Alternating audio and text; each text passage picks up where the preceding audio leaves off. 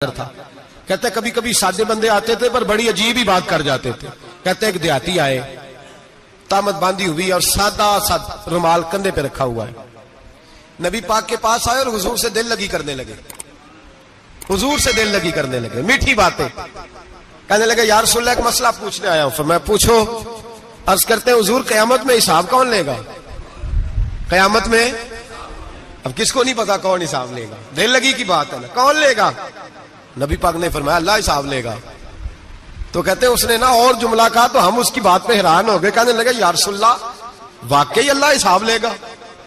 تو کہتے ہیں نبی پاک مسکرائے, فرمانے لگے تجھے تیری مار ہوئے, میں سچی تو کہہ رہا ہوں, تو کس طرح کی بات کر رہا ہے, اللہ حساب لے گا. حضرت علی فرماتے ہیں اس نے رومال اٹھایا کندھے پہ رکھا, کہنے لگے یا رسول اللہ اگر رب حساب لے گا تو پھر اس نے معاف ہی کر دینا ہے. یہ کہہ کے وہ چلا گیا, یہ لفظ کہہ کے وہ چلا گیا. تو حضرت مولا علی کہتے ہیں میں نے حضور کا چہرہ دیکھا تو گلاب سے بھی زیادہ کھلا ہوا تھا. میں نے نبی پاک کا چہرہ دیکھا تو چاند سے بھی زیادہ روشن تھا. میں نے کہا حضور یہ کیا کہہ گیا ہے؟ نبی پاک نے فرمایا بندہ بڑا سادہ تھا, بات بڑی پیاری کر گیا ہے, بڑی پیاری کر گیا ہے. حضور نے فرمایا علی رب کریم ہے, اور کریم جب غالب ہوتا ہے تو کرم ہی فرمایا کرتا ہے. وہ کرم ہی کرتا ہے, وہ معاف ہی کرتا ہے, وہ معاف ہی کرتا ہے. اللہ معاف کرتا ہے, پر میں نے کہا کوئی معافی لینے آئے ہی نہ تو کوئی معافی لینے. ایک اور بات بھی آخر میں سمجھانی ہے آپ کو, وہ بھی سمجھ لیں. ہم جب کسی رشتہ دار کو راضی کرنے جاتے ہیں نا, ناراض ہو, تو ہمیں پتہ چل جاتا ہے کہ یہ وقت ٹپانے آیا یا راضی ہو گیا. دو قسم کے لوگ ہوتے ہیں. کہتے ہیں چلو برادری آ گئی ہے میں چلتا ہوں, پر کس طرح ٹائم پہ ٹائم آؤں گا, 200 دے کے گھر آ جاؤں گا. اور جو راضی ہو جاتے ہیں نا وہ 2 دن پہلے آتے ہیں, دیگوں کا بھی خیال کرتے ہیں, ملاقات کرتے ہیں, وہ کپڑے بھی نہیں بدلتے. فرق ہوتا ہے راضی ہونے میں. بات کی سمجھ آ رہی ہے آپ؟ ہم توبہ کرنے آتے ہیں اللہ کی بارگاہ میں, کیا ہمیں پتہ نہیں چلتا کہ ہم نے توبہ کیا, رب راضی ہوا ہے کہ نہیں ہوا؟ ہمارا ایمانی رشتہ تو ہے نا اپنے رب سے, روح کا تعلق تو ہے نا, تو ہمیں اندازہ ہوتا ہے کہ اللہ راضی ہو گیا کہ نہیں. اندازہ تو ہونا چاہیے نا ہمیں.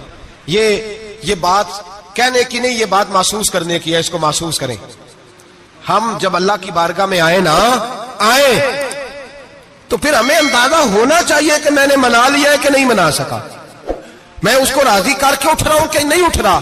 اگر بغیر راضی کیے اٹھے ہو تو پھر فارمیلٹی کرنے آئے تھے, پھر راضی کرنے نہیں آئے تھے. حضرت فضائل ابن عیاض رحمت اللہ تعالی علیہ فرماتے ایک دن میں نے سر سجدے میں رکھا اور میں نے کہا خدا بندہ آج مجھے پتا چلے گا کہ تو مجھ سے راضی ہے کہ ناراض ہے, تو پھر ہی میں اٹھوں گا. آپ فرماتے ہیں مجھے چاروں کونوں سے آواز آنے لگی کہ تیرا رب راضی ہو گیا ہے. اور فرماتے ہیں جس جگہ میں سجدہ کر رہا تھا وہ زمین بھی بولنے لگے کہ بس کر دے, عرش کا مالک تجھ سے راضی ہو گیا ہے. لیکن شرط یہ ہے, حضرت حبیب اجمی رحمت اللہ علیہ فرماتے ہیں میں سود کا کاروبار کرتا تھا توبہ کرنے سے پہلے. کئی دفعہ میں نے توبہ کی تھی, لیکن میری اس توبہ کے اندر صداقت نہیں ہوتی تھی. میرا دل بھی گواہی دیتا تھا کہ یہ نا بہت سارے بندے کہتے ہیں آئندہ نہیں کرتا, وقت ٹپاتے ہیں. جس طرح بندوں کو دھوکہ دیتے ہیں اس طرح معاذ اللہ توبہ بھی اسی طرح کی کرتے ہیں, لیکن بعد میں دوبارہ اسی ڈگر پہ چل نکلتے ہیں جس پہ پہلے ہوتے ہیں. آپ فرماتے ہیں میں کئی دفعہ توبہ کرتا تھا تو توڑ دیتا تھا. آج میں نے توبہ کی. کس طرح کی؟ سود کا میں دھندا کرتا تھا تو میں سود کے پیسے لایا, گوشت پکنے کو دیا بیوی کو, سود کے پیسوں کا. میری بیوی نے ہنڈیا چڑھائی, تھوڑی دیر گزری تو وہ سارا گوشت خون بن گیا. میری بیوی اٹھا کے لائی, کہنے لگی لے جا, یہ جو تو غریبوں کا خون نچوڑ کے لایا تھا نا یہ خون بن گیا, خود بھی پی اور اولاد کو بھی پلاؤ. کہتے ہیں میں نے سچی توبہ کا فیصلہ کیا. آج پہلے میں سچی توبہ کا ارادہ نہیں کرتا, آج سچی توبہ کا فیصلہ کیا اور میں نکلا.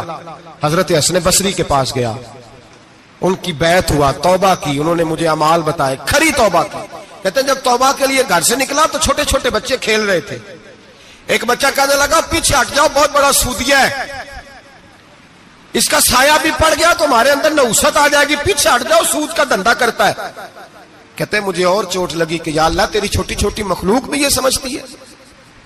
کہتے ہیں میں توبہ کرنے گیا تو کھری توبہ کر کے آیا. حضرت حسن بصری کے پاس رو کے توبہ کی. میں وہاں سے واپس آیا تو بچے ابھی کھیل رہے تھے. کہتے ہیں وہ بچہ جو پہلے بولا تھا کہ پیچھے ہٹ جاؤ بڑا سود والا ہے, نحوست پڑ جائے گی, وہ بچہ پھر آواز دے کے کہنے لگا دوستو پیچھے ہٹ جاؤ, رب کریم کا ولی آ رہا ہے, اللہ کا بندہ آ رہا ہے. کہیں ایسا نہ ہو ہمارے پیروں سے گرد رڑے اور اس ولی کے اوپر پڑے اور اس کی توہین ہو جائے. اللہ ہم سے ناراض نہ ہو جائے ولی کی توہین کر کے، پیچھے ہٹ جاؤ۔ آپ فرماتے ہیں میں نے تڑپ کے آسمان کی طرف دیکھا اور میں نے کہا یا اللہ مجھے سمجھ آ گئی ہے کہ کھری توبہ کیا ہوتی ہے، سچی توبہ، اصل توبہ کیا ہوتی ہے۔ جھوٹ موٹ کی توبہ نہ کریں۔ شب برات کو آئیں اور بڑا دیانتداری کا مشورہ دیتا ہوں، دل کو سنبھال کے آئیں۔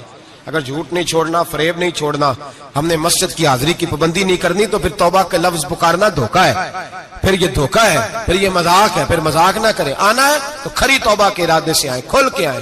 انشاءاللہ ہر سال ہم بھی ساری رات یہاں بیٹھتے ہیں، آپ سے بھی گزارش کریں گے کہ چھٹی نہ کریں، وقت پہ آئیں، مغرب میں آئیں، نوافل ادا کریں، عشاء کے بعد نوافل پڑھیں۔ محفل کرنے کا مقصد یہ ہوتا ہے کہ تلاوت سے دل نرم ہوتا ہے، نعت سے دل نرم ہوتا ہے، تقریر سے انسان کی سوچ بدلتی ہے، توبہ کی طرف جاتی ہے۔ یہ سارے کام کر کے جب بندہ استغفار کرتا ہے، توبہ کرتا ہے تو اس کے لیے آسان ہو جاتا ہے، ذہن بن جاتا ہے۔ اس لیے واعظ بھی ہوگا، ذکر بھی ہوگا، دعا بھی ہوگی۔ وقت کو ضائع نہ کریں، رمضان قریب آنے والا ہے۔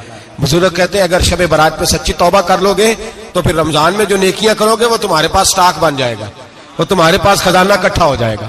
توبہ ابھی سے کر لو، معاملات ابھی سے سمیٹ لو، تاکہ جب رمضان آئے تو پھر نیکیاں خزانہ بن کے جمع ہو، ہمیشہ مدحت خیر الانام میں گزرے۔